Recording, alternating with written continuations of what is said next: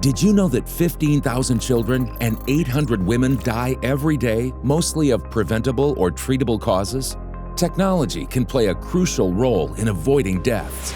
Yet, low to middle income countries spend 2 to 3 times less in technology research and development than the US and most European countries.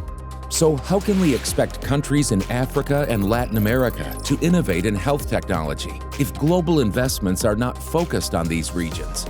How can we expect them to use health technologies to save more lives? This is where we come in.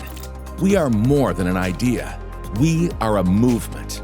Inspired by the book, Rebooting Global Health, Changing How We Approach Health Technology, our organization offers a new approach to health technology.